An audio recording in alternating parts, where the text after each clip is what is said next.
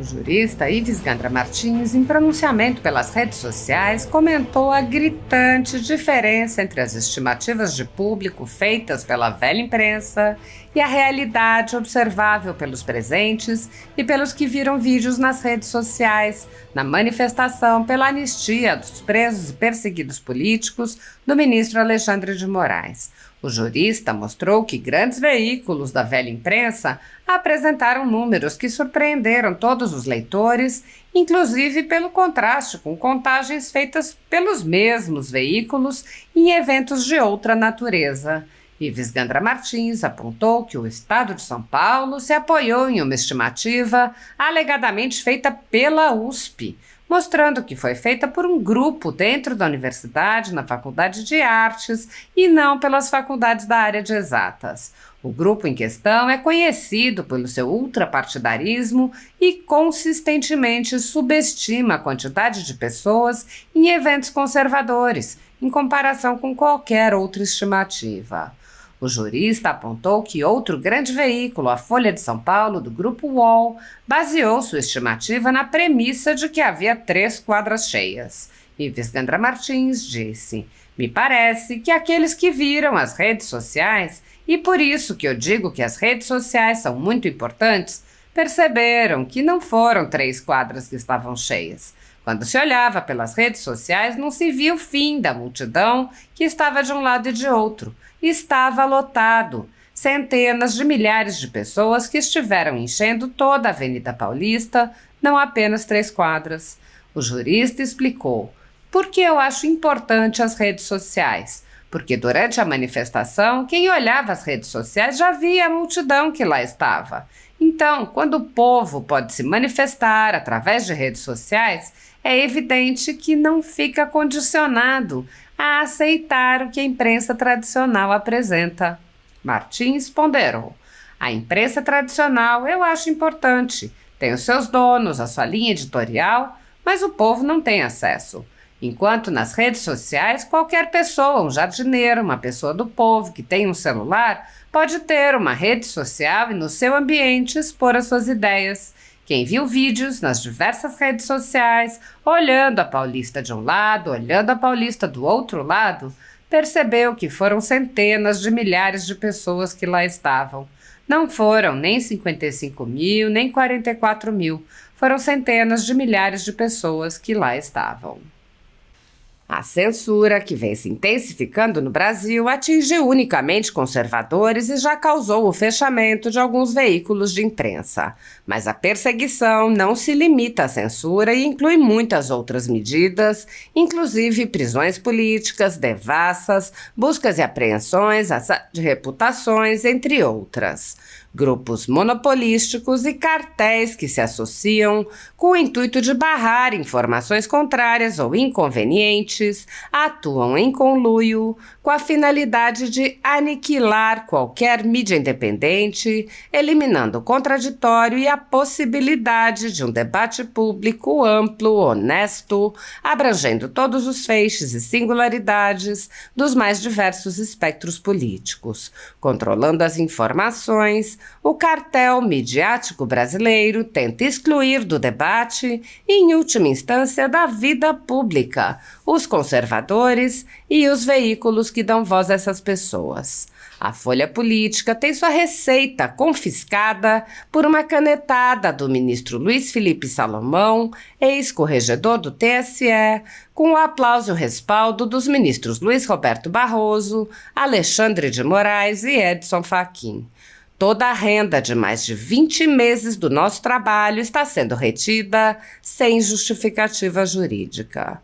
Anteriormente, a Folha Política teve sua sede invadida e todos os seus equipamentos apreendidos a mando do ministro Alexandre de Moraes em inquérito que foi arquivado por falta de indícios de crime. Mesmo assim, a equipe continuou trabalhando como sempre, de domingo a domingo, dia ou noite, para trazer informação sobre os 3 poderes e romper a espiral do silêncio imposta pela velha imprensa, levando informação de qualidade igualdade para todos os cidadãos e defendendo os valores, as pessoas e os fatos excluídos pelo mainstream, como o conservadorismo e as propostas de cidadãos e políticos de direita. Se você apoia o trabalho da Folha Política e pode ajudar a evitar que o jornal seja fechado, pela ausência de recursos para manter sua estrutura, cumprir seus compromissos financeiros e pagar seus colaboradores, doe qualquer valor à empresa Raposo Fernandes por meio do Pix, cujo QR Code está visível na tela, ou por meio do código ajude@folhapolitica.org. Caso não utilize Pix, há a opção de transferência bancária para a conta da empresa Raposo Fernandes, disponível na descrição deste vídeo e no comentário fixado no topo. A Folha Política atua quebrando barreiras do monopólio da informação há mais de 10 anos e, com sua ajuda, poderá se manter firme e continuar a exercer o seu trabalho.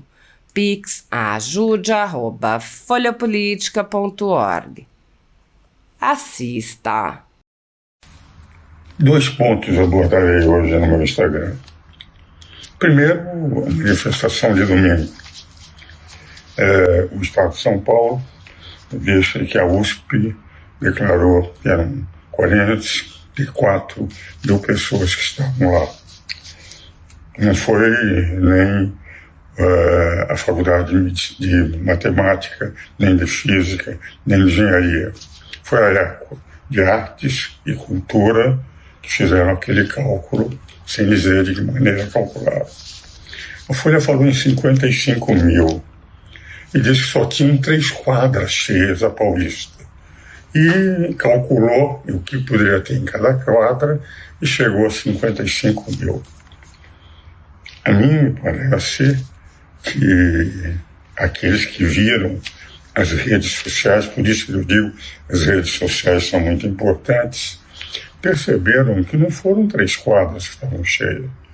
Se olhava pelas redes sociais, não se tinha o fim da multidão que estava de um lado e de outro lado. Estava lotado.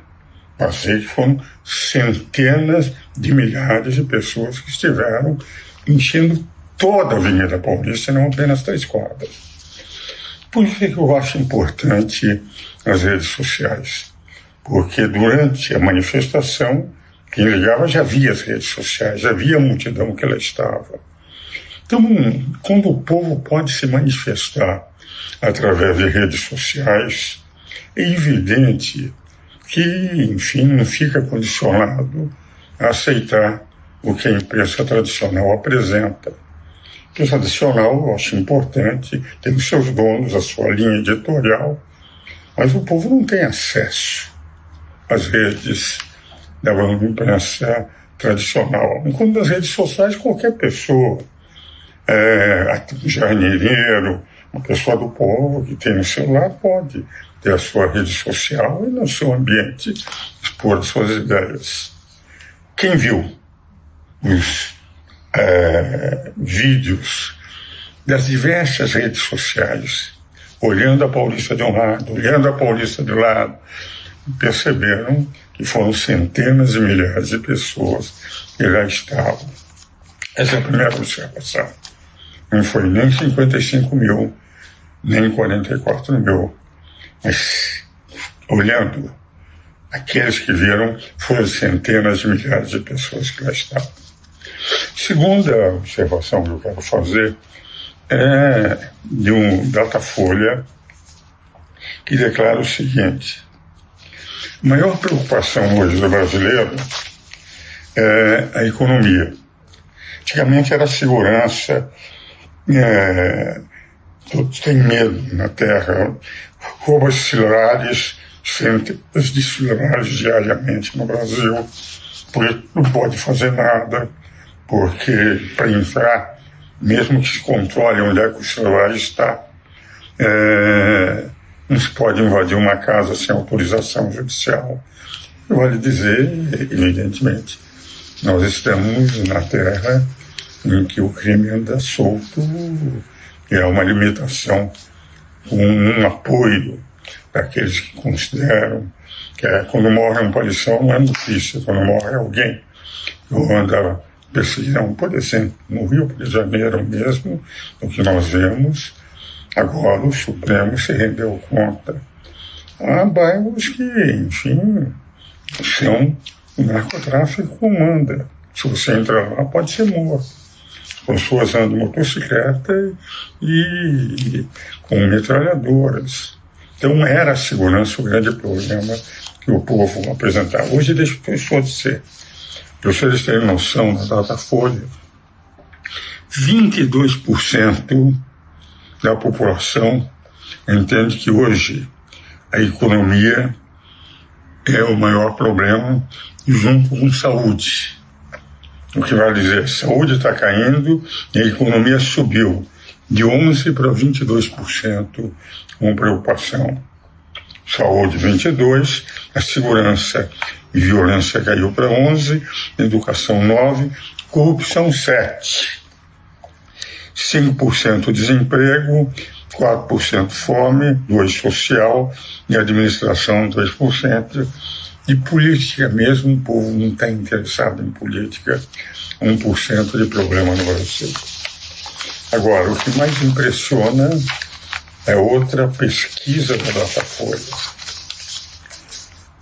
Situação econômica.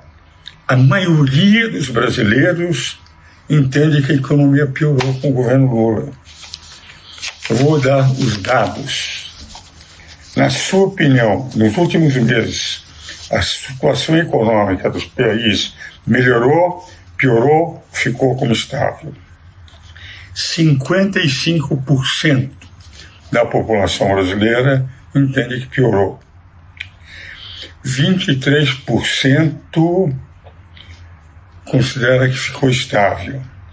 E só 21% entende que melhorou. Aquilo que eu venho dizendo há meses, o descontrole orçamentário é que está integrando o governo Lula, que só com o Banco Central fazendo política monetária para segurar a inflação não vai segurar, porque quando o governo tem uma arrecadação recorde de 32,4%, na história do Brasil a maior arrecadação em 2024, mas teve um gasto de 37,4% do PIB, 4% de 2 trilhões e 100 bilhões de reais, que é o PIB brasileiro, você percebe que o governo gasta que não tem, gera inflação. E por isso a avaliação dos brasileiros é que o governo Lula fez a situação do brasileiro em geral piorar, segundo a Datafolha, em 55% da avaliação do povo. E só 21% entendendo que melhorou. E só 23% entendendo que a situação nem piorou, nem melhorou. Então, não é que eu estou como Cassandra, aquela filha do rei Príamo em Troia, quando os gregos estavam cercando Troia, que previa que tinha que se pensar seriamente na traição dos gregos, quando eles disseram que estavam se retirando e puseram o cavalo de Troia lá em Troia e estavam na barriga do cavalo os guerreiros, quando Troia estava comemorando a paz. Ela tinha previsto. Não estou aqui uma Cassandra de prever, porque a economia não é uma ciência de previsão profética, uma ciência em que quem entende de economia sabe o que vai dar certo e quem não entende de economia não sabe o que vai dar certo e pensa que pode governar na base de narrativas ou de contratar um especialista em comunicação para mostrar que o governo vai bem. E a frase do presidente Lula, que o Brasil está progredindo extraordinariamente, nadando de braçadas, mostrando que tem que fazer propaganda do que fez de bem, não é uma avaliação do eleitor, do brasileiro, daquele que tem que levar comida para casa, daquele que vê a inflação chegando, que é o que mais corrói a economia do povo, é indiscutivelmente a inflação. São algumas observações que eu queria trazer para esse Instagram de terça-feira.